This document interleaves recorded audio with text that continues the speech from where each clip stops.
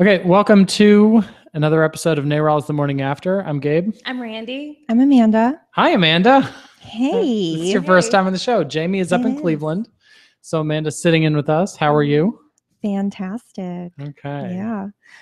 So thanks for having me. I am an abortion activist, and I also work for Founders Women's Health Center as a patient advocate. And that is an abortion clinic in Columbus. We have two of them. We are an independent clinic, so we are not affiliated with Planned Parenthood.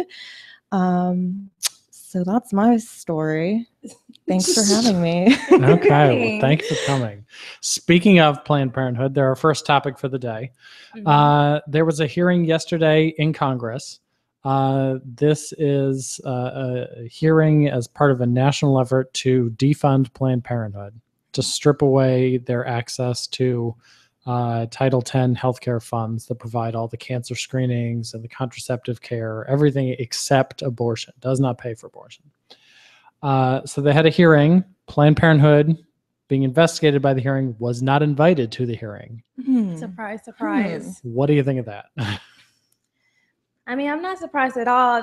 You see that famous picture they show of the panel they convened on birth control, and it was all white men. There wasn't a single woman. Yeah. And it's like, what birth control do you use besides a condom, which doesn't affect your body like in any way? It's no hormones or long-lasting effects, and here they are talking about birth control. Yeah. So yeah, I mean, it's really crazy that they're not there, but it's not surprising. Right. Yeah. Right.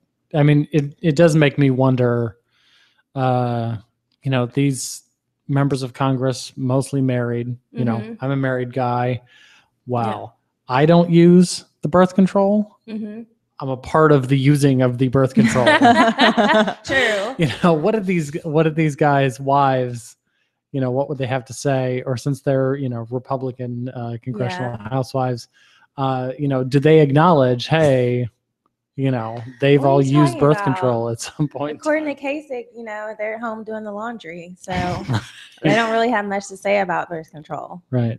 I'm sure they do, but in their eyes, those people who aren't men don't have much to say about those topics. So they have to be the ones. They should. I just wonder, because a lot of people are on birth control, and when you look at the size of someone's family and you're like, okay, you had a couple kids, you've got to be using something. Yeah. Right. You've got to be using something. So if you look at all those people, what are they doing to, plan their families? They've got to be using something. Exactly.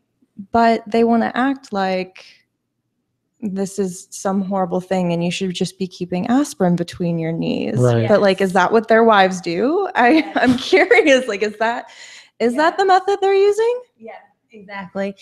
I watched Rick Santorum, who surprise, he actually is still running to be president. I know. I haven't heard anything about him. Exactly. I mean, it's not going well. No, it's not at all. Rick, you're not going to make it. He is still one of the 16. Don't drop out yet because you're comical. But you're not going to make it. No. But he was on Bill Maher and they were sort of talking about birth control and abortion, Planned Parenthood. And basically, Bill Maher just called him out on saying, do you think, birth control should be illegal? Because we're not on the same page with that. And that's just a really ridiculous thing to use, to say that because your religious beliefs say that, you don't think people should be using birth control, that you would make it illegal, which still surprisingly, he did respond, he thinks that it's immoral, but he wouldn't make it illegal to use birth control. But he does think that it's immoral to plan your family. Yeah. He knows what's moral. Yeah. Yeah. He apparently doesn't want to acknowledge the vast majority of people that are living a lifestyle that he considers to be immoral. Is this why he's pulling at 0%? Because wasn't that the last tally? He's not registering on the barometer with anybody. Yeah, so. he's either at 0 or 1. His prescription for people's lives is 0% plausible. So. Yeah, exactly. So that was the investigation in Congress. There really isn't too much to say on that because they're investigating something that all of this comes from those stupid videos. Planned Parenthood's already acknowledged. They've made a statement. They've acknowledged that tissue donations are a part of medical science and they exist out there. But this made up concept of selling baby parts is just an attack. There's no actual truth in the selling baby parts thing. So that was in Congress. The Cleveland Plain Dealer reported yesterday at the state level, Mike DeWine, Ohio Attorney General, his investigation has turned up bupkis. Exactly. There's nothing. Nothing. That's why he gets the walk of shame this week. Mike DeWine, walk of shame. Yes, Cheers because to that. like you said, nothing has turned up. Because first of all, as we've said many times here, we're not involved in the fetal donation program in the state of Ohio at all. Right. It's already illegal here, so they don't do it. But to be clear, the act of donating is, I believe, legal in the state of Ohio. Yes. But no one's allowed to do research on it. And the definition of donating is pretty well restricted. So, I mean, it would have to be like a just straight, legit donation. Yeah. So there isn't any fetal tissue donation happening in the state. Yeah, exactly. The single act of donating could be legal, but nobody's doing it. You can donate organs. Obviously, you can be an organ donor, but the Planned Parenthood clinics who provide abortions are not involved in the fetal tissue program. Right. They've made that clear. Yeah. The Department of Health knew that ahead of time. Now the Attorney General has this ongoing investigation, and it's showing nothing. Yeah. And we're not the only, there's like several other states, and I actually got them several other states because of these videos decided to have investigations as well. And in these other states, they have also shown their investigations are done, and it was proven that Planned Parenthood is clear. They're following all the laws, and they haven't, done anything like they said they were doing in those videos. And that's my home state of Georgia. Of course, they had to investigate. They're not doing anything. Indiana, Massachusetts, Pennsylvania, and South Dakota have all finished their investigations and determined Planned Parenthood is clear. There's a bunch of other states that still have ongoing investigations because what else are we going to do? I kind of wonder what's that like if you're an attorney general staffer and your boss comes to you and says, well, I need you to investigate Planned Parenthood. And the staffer has to be familiar with the entire subject because it's in all the papers and, their office is getting into it. Does that person take this assignment seriously? Is this like being told, I need you to goof off and shuffle some papers for 2 weeks? It's funny that you say that because when I was reading about it, prior to doing the show, and they were talking about the 3 staffers in Ohio here that are working on it, and made a point in the article to say that, these 3 people would have been getting paid regardless if they had been put on this investigation. Right.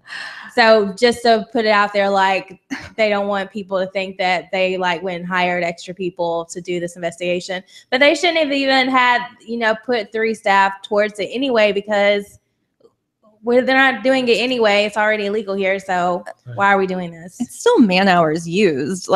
Just because those people were already on staff and already at work, they're still allocating hours to that project. So I love that quote from Dan Tierney because I was like, that's some some really great maneuvering right there. I've got it right here. That quote was, the investigation is basically to confirm the investigation is basically to confirm the financial records of what they're saying is true or if what they're saying is not true. We don't know that answer. We don't know the answer to that yet. That's why we're conducting the investigation. So they're looking for something we all know to be a myth. Yeah. And they're not finding that myth in the records. So they're going to keep looking using taxpayer dollars. And they're going to say it didn't cost anything because those people were already there at work. Right. So it doesn't count. Fuck it. Let's just look for Bigfoot and the Loch Ness Monster. I'm saying if that's your logic, we're just going to keep looking for something we know doesn't exist. Let's go big. Well, and meanwhile, Planned Parenthood saying, hey, we have to pay for lawyers to keep up with this because there is another side to this investigation. Yeah. And they're having to demonstrate to the Attorney General that they're not doing anything wrong. Exactly. And that takes some Planned Parenthood man hours there. So yeah. So that's what's going on with the Attorney General. On the legislative side, Ohio continues to make news. There's this Down syndrome bill. It's like House Bill 135 in the Ohio House. It will forbid doctors from performing abortions at the first test, positive prenatal diagnosis for Down syndrome. So where a woman and her partner, as the talking point goes, in consultation with her family and her faith, she should be able to make this decision. This bill would remove that from women who have just gotten this diagnosis. We've spoken about this bill before, and now we've got parents that are starting to speak up. These are parents of children who are living with Down syndrome. They all love their kids, but they're each starting to say, hey, wait a minute, you can't remove this choice. And there was, following an editorial in the New York Times, one gentleman wrote on CNN, somebody else published on a private blog, and one mom wrote on Yahoo's parenting blog, where she acknowledges, she says, had I had that diagnosis before my child was born, I probably would have terminated the pregnancy. She says, I love my child now. I'm glad that I have her. But given that option, then, she says, I might have taken that option. Yeah. Wow. And she wants to, and all of these parents that we're hearing from, they want to protect that right to choose. They know they love their kids. They know other parents of children with Down syndrome love their kids, but they do not want to remove that option from women. And force someone to be put in that situation. Right. Forcing someone to take on a special needs child. Right. Of course you would want the option to choose there, to willingly step into that. So in all circumstances, then this bill would be like, no, could they go to another state then? Is that what families would have to do? Well, they're already doing that here. Yeah, those who could afford to, because that's an enormous expense. Yeah.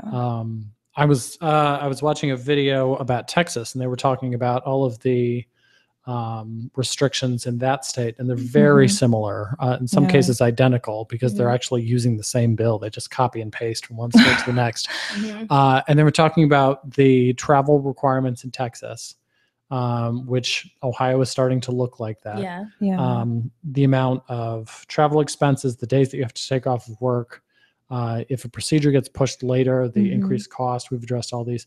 They said that for some low-income women, this is equal to 1 month's a month of pay. Yeah. Oh my God. For one procedure. It's not a choice if you don't have access. Yeah. Right. So we're absolutely grateful to the mothers and fathers who are speaking up. Yeah. There was even more on the New York Times, further readers who have been coming out sharing their stories. So incredibly valuable insight that, honestly, none of us can speak with that sense of legitimacy. Yeah. So good for them for speaking up, and they get the that's what she said. Yes. Acknowledgement of the week. Absolutely. I'm grateful that these families are speaking out, because really we just need stories. And so many times stigma keeps people from talking about these things. And it's so sad that this is what has forced people to come out and have to share these incredibly personal stories. And I feel for the woman who was in that Yahoo News article, because what a hard thing to have to say out loud and to admit to everybody. And just the strength and courage it took for her to do that. Exactly. I'm so grateful. Yeah. This is a really, really bad precedent that we're setting. And again, we we champion and say that, you know, we love women, we love mothers, but we really don't, you know, take into consideration all of the different things that go into deciding to raise a child, especially, you know, a special needs child. There's a big responsibility. So you should, you know, with, you know, no matter what your decision for deciding to terminate, that's up to you. You know, that should be up to you and nobody else. And no one else can say, you know, whether your reason was a bad reason or a good reason. Exactly. Nobody can really say that. Right. Although they're trying to. They are trying to, and they're trying to frame this about being about the families and about the people living with Down syndrome. About discrimination. The USA Today editorial from the other day, I believe Monday,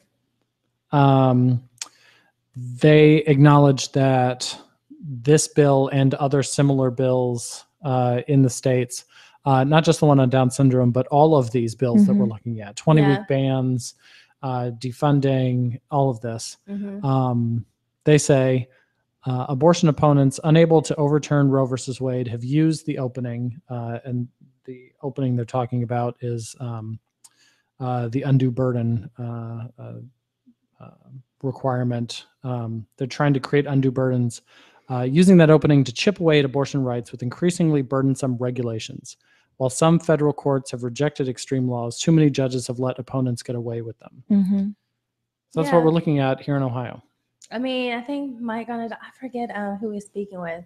They was talking about how they used the incremental approach here in Ohio and how it's been extremely successful. And they have been successful because we have these red, you know, state legislatures and state senates. And so they're able to easily pass all of these restrictions. Right. And they add up to like all the little things that women already have to do. I mean, the 24-hour waiting period makes it so that it's at least a 2-visit process. But if you want the abortion pill, Mifeprex, the medication form, sorry, we're adhering to outdated FDA standards. So it's got to be 4 visits and a higher dosage, and which costs more. And those are just a couple of things, you know, mandatory ultrasounds, certain things we're required to tell patients. And it just keeps going. They go from one thing to the next and pass one thing after the other. Doesn't matter if they have to slip it into a bill. That's the budget. That really, it has no application to, you know, the bill that it's in, but they'll slip them through, and every time it just makes it that much harder and that much more costly for these women. And the heartbeat bill, I mean, that's something that, didn't that just pass out of committee recently? It passed out of, so this was the third time that it had been presented, and it passed out of the House, but now it has to go to the Senate because it always dies in the Senate. Yeah. It's passed out of the House 3 times and died in the Senate. Actually, no, one time it didn't pass in the House. It failed in the House. It failed in the House. Yeah. And then they went forward again and it passed. And now it has to go over to the Senate, but it hasn't gone to the Senate yet. Yeah. And everybody's anticipating that that's where it's going to stay and it's not going to move forward. But I mean, one day, I mean, they bring it up every year. So I feel as though one day it might pass both.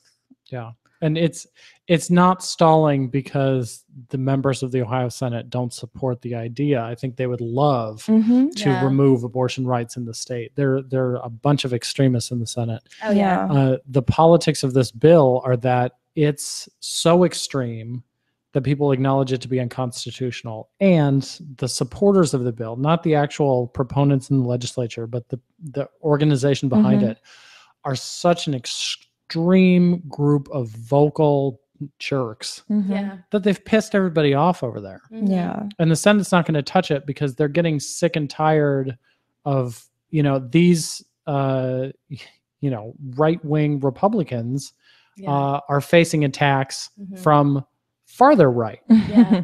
And they've just made everybody so angry over there that yeah, this bill isn't going to really move, but it's not because of a lack of support for the idea behind it.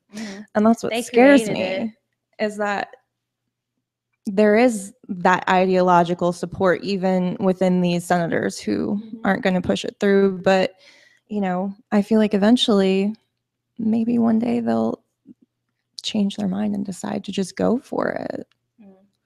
But you said, I mean, it sounds like that's unlikely, but it scares me. It's unlikely in this session. Yeah. It's always next session. Yeah. Exactly. Yeah. And who knows, if Kasich doesn't make it, doesn't get elected president, then they might just say, screw it, let's try. Yeah.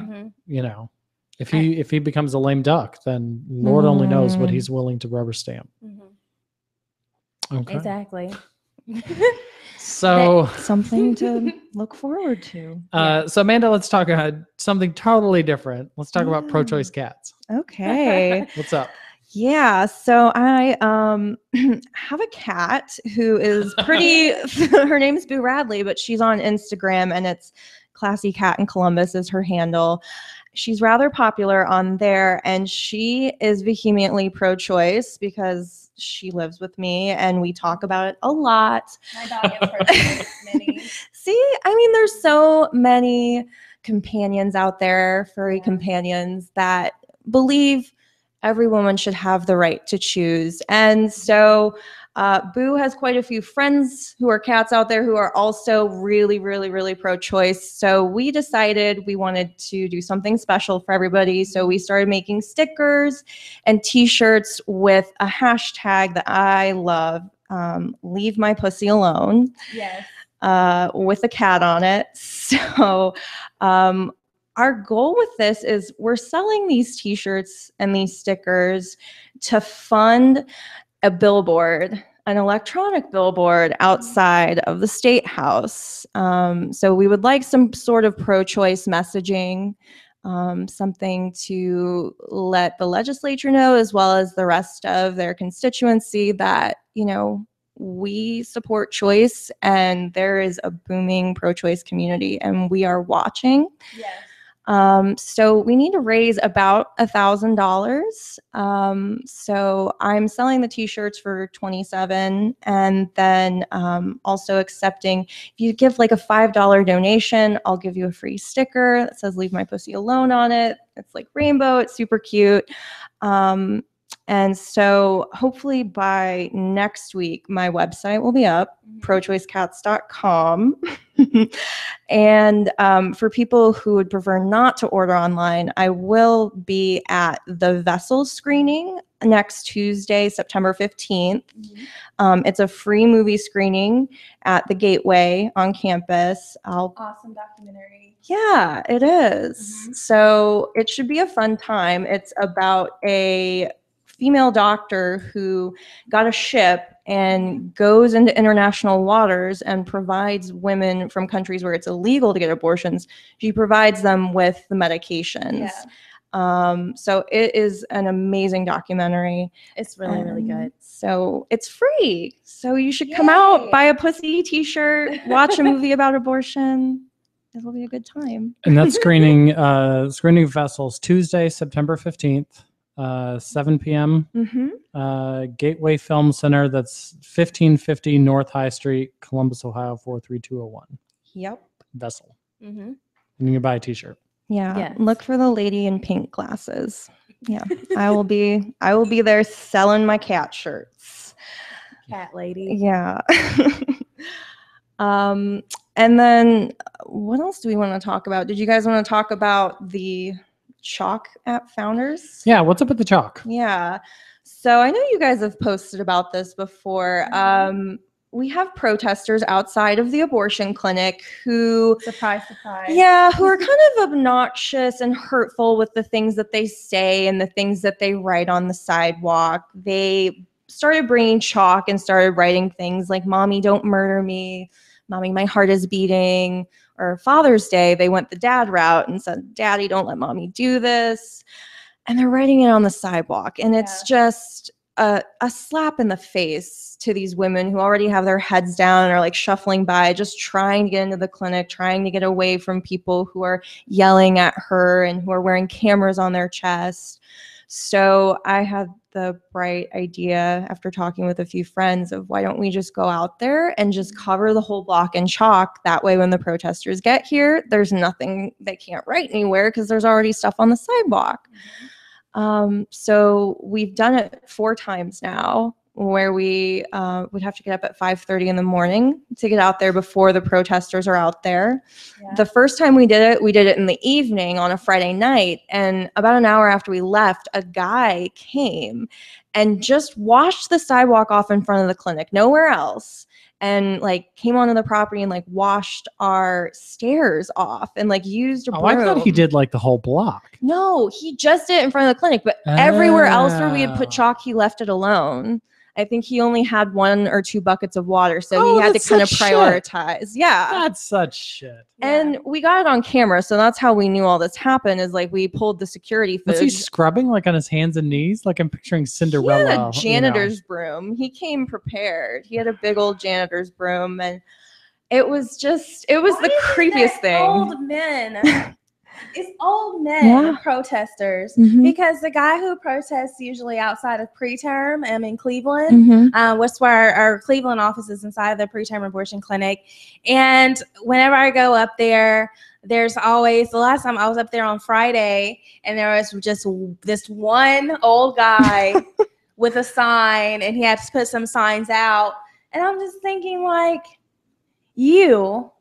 why are you the one who cares so much about this, something that is never going to affect you? And it's like, I just don't understand. Like, why did they There was care just so some much? day, and this guy was sitting at home in his recliner, and he was trying to watch TV, but he just got so pissed that somewhere in the world abortions were happening. And somewhere in the world, women are having sex.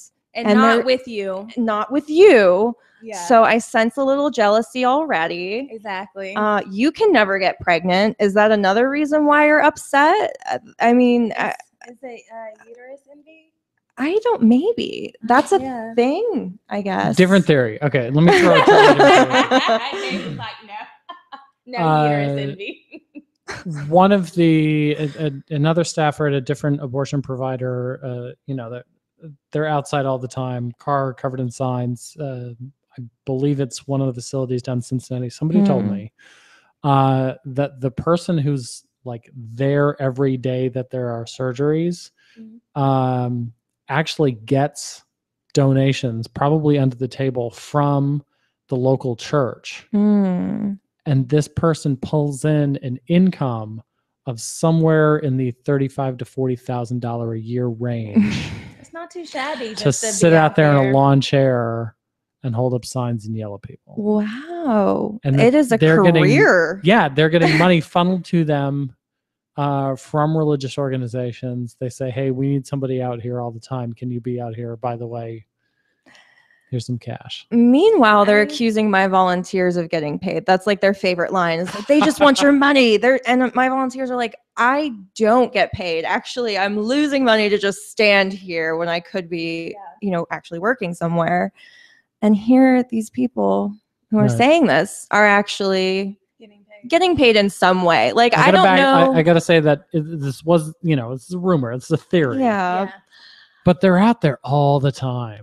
Yeah. And they've got a lot of fancy equipment. I don't know who's buying them all of these flashy signs and all of these expensive GoPros that they wear on their chest, and the t-shirts and the literature. And, you start to see all these things that these people bring out, and you're like, where are you getting this money? I mean, I know where they're getting it, donations, the church, someone's funding them, and they're not out there out of the goodness of their own hearts. I wonder if people knew if they're sitting in mass on Sunday and they pass the basket, and if somebody said, hey, we'd like to pass the basket, and we're going to give this money to an old man who's going to sit outside an abortion clinic and yell at young women.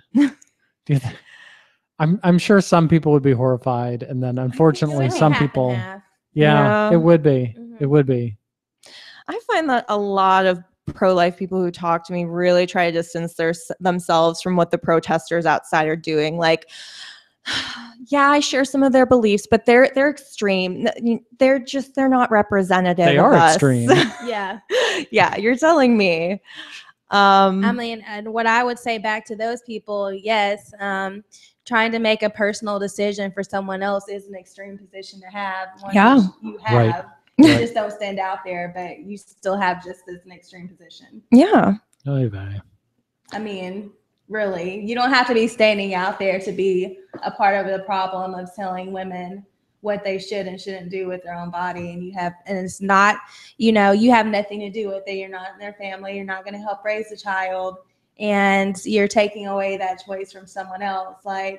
So don't try to distance yourself from them. That's an extreme position. I agree. I know it cracks me up when they try to distance themselves, because I'm like, no, you're all a part of the same movement. Yeah, and the exactly. organizations you're donating to are funding these people. So yeah, you may have just gotten the Choose Life license plate, but you're still feeding into it, and that's still part of the problem. Right. Okay. Where can people find information on getting the t-shirts? So prochoicecats.com is where I'll be selling those t-shirts. It's still under construction, so next week it'll be fully ready. So yeah, that's where you can get those. And then for more information about the protesters and the chalk events and all the kind of things that are happening here in the Columbus community related to pro-choice and abortion, you can check out the blog for Founders. It's founderswhc.com/blog. So Founders is spelled FOUNDERSWHC.com. Okay. Cool. Okay. So the next thing we got is the Title IX Sports Report. Yay. The U.S. Open's going on. What do you think? Yes. It's exciting. I've seen the picture of Serena and Venus hugging after the match. That was a very nice moment. Yes, wasn't it? That's so nice. And so after I Googled many times and figured out what it is, she is going for the calendar Grand Slam, which hasn't been done since 1988 by Steffi Graf. Hasn't been done by a man since 1969. Wow. Yeah. Okay. Federer didn't go? Okay. I don't know. So that's all four of the big tennis tournaments: the Australian Open, the U.S. Open, the French Open, and Wimbledon. Oh my gosh. All four same year. Incredibly rare. Yeah. Serena's going for it. Crushing it. Because she's badass. Yes, she is. She is badass. So that's all very, very exciting. And another update on Serena. So the night that she beat her big sister Venus, and of course, they had a big press conference. And at the press conference, she was asked by one of the reporters, why aren't you smiling? You usually come in here and you're smiling. Most people will be happy and smiling that they won. Are you not happy? And then she just looks at him and with a straight face goes, it's 11:30 at night. I'm tired right now. You keep asking me the same questions. You're not making it very enjoyable. And I don't really want to be here with you right now. And then there's laughter and the guy's just oh, so that's why you're not smiling. She was like, oh God, he followed up. Yeah. Oh, it's like, dude. She was like, I'm just being, honest. But that just goes into the whole, and that's a good thing because you see a lot of athletes, I'll go to the press conference and that makes me think of, Bill Belichick. Yeah. A Patriots coach. Yes. Has won many Super Bowls, won many games. Have you ever seen him smile? Exactly. But nobody asked him, why aren't you smiling? Because he's nobody asked LeBron, why aren't you? Nobody asked Steph Curry, right. Why don't you smile? Yeah. And had they asked the guy that question, the answer would have been, fuck you, that's why. Exactly. And it would have moved on. Exactly. They would have been like, oh, that was a stupid question. Yeah, exactly. That would be a really Next. dumb question to ask a guy athlete, but we have to ask Serena because women, you need to be smiling. At all Apparently, times. we always need to be smiling. Even when you're exhausted from playing tennis all night. Exactly. You should be chipper. Yes. Exactly. Smile, it's not so bad. Yes. That's what they always say. I know. I hate that line. I mean, hate it. I had friends in college that would, tell.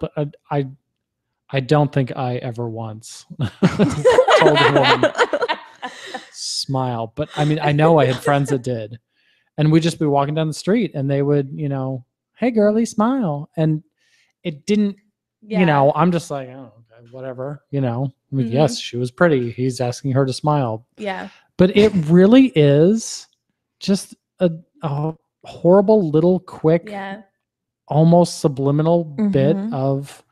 Why are you being such a bitch? Yeah. Yeah. Kind of, and it's he's basically asking, hey, can I control you for a second? Yeah.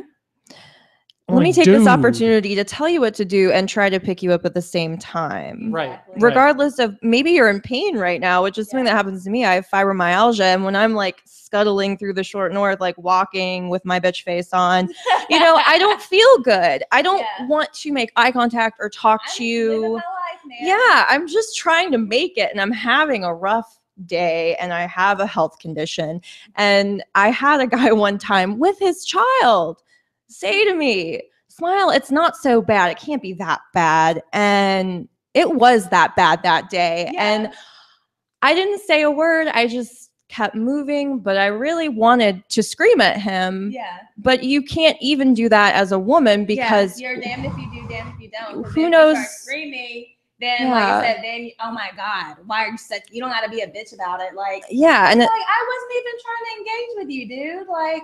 Yeah. Chill out. But if I said that to a guy or a guy said that to another guy, of course the reaction would be, fuck off, man. Yeah, exactly. Or why are you asking me? Why am I not smiling? You would never ask a man that. Yeah. It seems like you said on the surface, like a nice thing to ask, like, oh, why don't you smile? But it's like, at the same time, it's like we said, other guys don't ask other guys why they're not smiling. Right. Nobody gives a damn. Yeah, exactly. Oh, you're not smiling. I didn't even notice. Move on with the day. Yeah, we don't care. We're dudes. It's so weird. Yeah. It's so stop doing that. No, I mean, there's got to be a way where we can figure out how to let other guys know. Dumbass, quit telling her to smile. Yeah. That's not like a pickup line. Like it doesn't work. Not. Stop trying it. Yeah. Go for something else. Away from you. Yeah. We as a gender haven't figured out that it doesn't work. I mean, it's not the most thought out attempt, but it hasn't clicked yet. Yeah. That this dumbass thing to say isn't going to work. Maybe that should be my billboard, Stop telling women to smile. Yeah. That's it. Maybe that should be the response is for women instead of saying fuck you, because we've established just to flat out say, it says smile, and for women to just say that never works. Yes. That should be the universal response. That never works. Exactly. And then maybe they would pick up on it, because I hear that like just me and Adam having these conversations that men are terrified of rejection, and I'm like, okay, well maybe if we let them know, you're going to be rejected, and then they'll be able to get it into their head like that this does not work. Yeah, like feedback, like on their game. So Saturday night I was with a new friend, and she took me to hang out with her and some of her coworkers. We were watching the game. I think it was Alabama, Wisconsin, and of course I had to cheer for Wisconsin because the SEC is going to reign. Is evil. No, because I have to cheer for the SEC.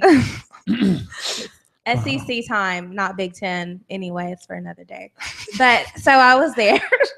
And so this guy was there and proceeded to ask her, which she had told me, I'm not interested in. We had went to brunch earlier that day, and we were talking. She was just telling me she was not interested in dating or whatever. And so this guy proceeds to ask her, in front of everyone, which I also thought was kind of weird, if he could have her phone number. And she was like, no, I'm not interested in dating right now. But he just keeps going. And it's like, oh, well, then he tells her, I can help you. And I was just like, help her what? Good question. I don't know. I'm like, I don't think she needs help. She's a grown woman. she takes care of herself. My first thought is that it's like a Pretty Woman, like she's on the street and Richard Gere will come along and I can help you. Exactly. Not like we're not in someone's house. I and can she help drove you here in her own car. That's house. the worst line ever. I can help you. Hey, how you doing? I can help you. Exactly. And then at that time, she's from LA. At that point, I believe the LA came out. And she just eviscerated this guy. I bet. And it was just like, dude, you should have just stopped while you were ahead. But that happens, That happens. Because what he was thinking is, I can help you get off. That's the rest of the phrase in his head. Basically, yeah. I can help you. How could, and earlier in the evening, he had talks about, I guess being a player or whatever. Ooh. And I was like, I don't think this is going the way you want it to go. But the funny thing is that after all of that happened, conspired, and he finally stopped, and she was like, I already told you I'm not interested, stop. Then he proceeded to go to his friends and say, okay, I'm ready to leave now. And they left. And they were in the corner and they were saying, oh, why do you want to leave now? And of course, because he was embarrassed. Because he's failed. Because he just got shut down. Well, when you publicly ask someone for their number, you have to account for the fact that you might get shot down. Exactly. If you want to up the ante that way. Yeah. I guess he thought it was going to be something smooth, and it turned out it was an extremely awkward 90 seconds. Yeah. 90 seconds. I can help you. I can help myself better than you could help anyone. I assure you. Yeah. No. It was so funny because she was just like, I don't need help. And it's to insinuate that she needs help somehow because is so offensive. So offensive. Work on your lines, guys. How about, hey, my name is so-and-so. How are you doing? I think that probably always works. Yeah. Hey, your name. How are you doing? It's really simple. Puts it out there. Try it. Let me know how it works. And if it's not going to work, you're probably going to know that pretty well. If she's like, I'm not interested in talking, exactly, move on and take the hint. I think it's the persistence that gets really grating and uncomfortable and starts to make women feel threatened. Take no for an answer the first time and the issue's over. Exactly. Also, Tinder, come on. There are so many other ways, if that's what you're after, that you can pursue those things without publicly humiliating yourself. Exactly. Right. You can do it from the, comfort of your own home. Yeah. Okay. Sorry, we got off track there. That was the Title IX Sports Report. I know how we got into Tinder, but sorry. Let's get it on to what's going on in the field. So this week is the Hot Times Festival. I'm going to be there. Amanda's going to be there. Yeah. And we're going to have a booth there. We're going to have lots of really great bands every day. It's going to be tomorrow, Saturday, and Sunday. Tomorrow is just from 3 to 9. And then Saturday tomorrow being Friday, September 11th. Oh, okay. Yes. I know. You can give me on the date. Just tomorrow. In case people watch this next week. True. Tomorrow, September 11th. Friday, September 11th. From 3 to 9. Saturday, September 12th. And Sunday, September 13th. Both days, 11 a.m. to 8 p.m. And we'll be there. Yeah. Where is it at? It's going to be on Parsons Avenue in Old Town East. In Columbus, Ohio. That's my favorite section of town, so I'm so excited about this. I'm very excited. It's really up and coming. I'm getting ready to move there soon, actually. Exactly 1 month. I finally got a move-in date. So it's really up and coming, nice area. It is. And so for people who like other festivals in Columbus, like ComFest, like some of the arts festivals, this is one of the newer festivals. And if you avoid ComFest because of the horrible crowds, the horrible parking, this is a nice, smaller, also a community festival. It is not ComFest, but it's a fun time. So we'll be out there. You'll be out there. Folks should look for the NARAL booth. Exactly. What else is on the calendar? Also, soon, Wednesday, September 23rd from 6 to 8 p.m. We're working with the Xavier University College Democrats, and we're going to be doing a screening of Vessel down in Cincinnati at Xavier. Say the date again. Wednesday, September 23rd. Okay. And so also in Toledo, we always talk about Toledo. So a lot of things going down up there. And so first of all, if you want to keep updated on everything that's going on, they have a Facebook page. It's called Keep Abortion Safe and Legal in Toledo. So you can join the Facebook page and like it, and then you'll see all the events that are happening. But also, so last night, Annie had a happy hour up there, and they decided to do a banner drop next Wednesday, September 16th. They're going to get one of those huge banners and drop it off the side of the bypass of the highway, so people can see it. So that should be interesting. Okay. And on September 24th, Anita Rios with NOW, National Organization of Women. She ran for governor last year. Oh, yes, that's right. Yes. Anita Rios, very cool. Anita Rios. And so that's happening, so I don't know the day of the week, but it's September 24th. And she's going to be at the, I love this name, the People Called Women bookstore. Yeah, I love that place. In Toledo. And also coming up soon, no dates for it yet, but just keep in mind, there's a new ProMedica building going up in downtown Toledo. And we plan on being there to protest it because they're now out there trying to sign the transfer agreement with the last clinic there. So really trying to put pressure on ProMedica. So we'll be out there protesting them when they do the groundbreaking downtown. Yay. I'm so glad you guys are doing all of this stuff in Toledo. They need it. They have one abortion clinic left up there in Toledo, and the people there work so hard, and they really need as much support as they can get and as much pressure as we can get on ProMedica. Yeah. So many cities in Ohio now, unfortunately, have only one clinic. Luckily, we have two here in Columbus, but for the amount of people, we should have more than two. But, only one in Toledo, only one in Cincinnati, only one in Dayton. So we have to do our best to do whatever we can to keep those open. Absolutely. And also remember, if you want to contact us, you can always contact us at volunteer@prochoiceohio.org. Okay. Amanda, how'd you like being on the show?